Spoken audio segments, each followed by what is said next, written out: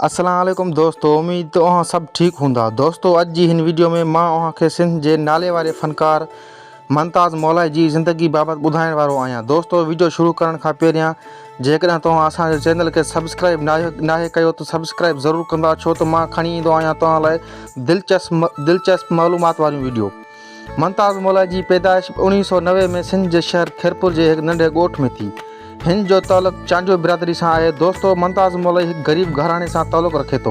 मुमताज़ मौलाई तमाम घणो गरीब हुयो। हिनके नंढपण खां ही शायरी और गुलकारा जो ॾाढो शौक़ हुयो, पर हालात ख़राब होने करे ही घणनि सालन ताईं कामयाबी खां महरूम रहियो। अचानक हिन जी मुलाकात एक वॾे डायरेक्टर से थी। एक सिंधी हुजण के नाते हिन डायरेक्टर हिन जी शायरी ॾिठी जेका हिनके पसंद अची वई। एक दफ़े हिन जी मुलाकात अचानक निघत नाज़ से थी। उन वक्त हू हिन फील्ड में नई आयल हुई। उन्हीं करे हिन मुमताज़ मौलाई के पंहिंजी जार में फसाए करे ॻाइण सिखी। कामयाबी की बुलंदी ते पहुचण खां पोइ हिन मुमताज़ मौलाई के धोखो ॾिनो, जहाँ खां पोइ मुमताज़ मौलाई निघत नाज़ के इश्क में ॻाइण शुरू कयो ऐं गमगीन गानन से पंहिंजो कैरियर शुरू कयो। दोस्तों जेकॾहिं तव्हांखे वीडियो पसंद आई हुजे तो लाइक कमेंट और शेयर ज़रूर कंदा।